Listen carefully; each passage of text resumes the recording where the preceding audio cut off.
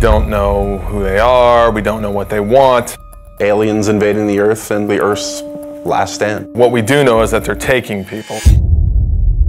It's basically not a remake, but a reimagining of the original XCOM game. Well, core principles from the original that we wanted to build on was basically everything. XCOM is about Earth being threatened by an unknown enemy. The world bonds together and they form an elite military organization, the most elite in the history of the world, and that's where the player comes in. They are the commander of this organization. I think we were all fans of the original, you know, working for Firaxis, we're all fans of squad-based, turn-based strategy, so I've played just about every turn-based strategy game out there.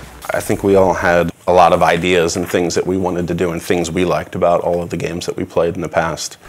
Just really finding the fun things and eliminating the things that, you know, we didn't really care so much for. So we start with the original game and we play it and we say, okay, well, we find that new players or even us old diehards, like we find this concept, we can improve this a little bit. And one of the first things we looked at was time units. And the idea was that your soldiers had a certain number of time units to move around the battlefield, to perform abilities, take shots and things like that.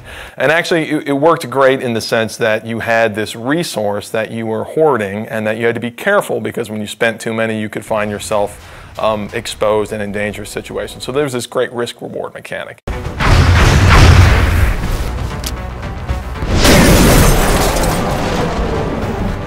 We said, okay, how can we simplify that and sort of free up all that headspace that takes up in the player's head? We sort of turned the time units into a simplified version where the player has a number of moves that they can perform per turn, and they can choose to move, they can choose to move and shoot, they can choose to move really far, and then based on different abilities their soldiers have, maybe they can use those abilities to do different things. But it still has that great risk-reward mechanic. Look, I need to run really far this time, but when you do that, you're always taking the cost that you're not going to be able to shoot, and then you're going to find yourself in a difficult tactical position.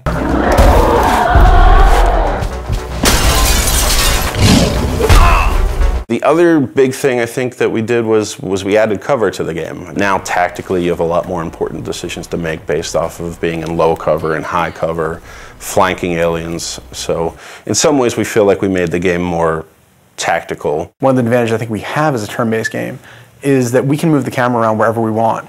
If you're making a game that has real-time response, players get really upset when you take control away from them. Well, we do that every other turn. There's been a very cinematic approach to the game that we're making now that wasn't available then, simply because we can move the camera around and take advantage of the fact that we have a 3D game. We're still leveraging the 3D and the tech that we have available now to make it a much more compelling experience, I think, visually, than they were able to do back then. The Glamcam was our way of kind of making a turn-based strategy game sexy. It was a way for us to take the camera and put it in the environment in a way that kind of got you out of the normal gameplay mode, but let you see things a little clearer and a little more up close and feel like you're a little more part of the action.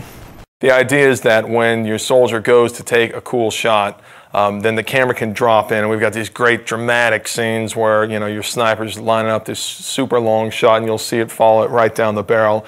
And what that does is it allows a little more of an intimate connection between you and your soldiers. And of course it increases the drama of the actual combat. And the Glamcam is a great way to do that. That's just one of the ways that we sort of get the camera down there so the player can sort of see combat from their soldier's perspective. The base was a really unique challenge for us to design. When we started on it, it was flat and more like a level in the game. And we really wanted to have base building, but we ran into some really difficult challenges on it being flat and working more like a level. And at a certain point, a couple of my guys had come in and they said, you know what, we keep talking about this as an ant farm. Why don't we make it like an ant farm? It is very much, you know, the G.I. Joe base that the kid down the street had that you didn't have, that you got to play with every once in a while if you went to his house.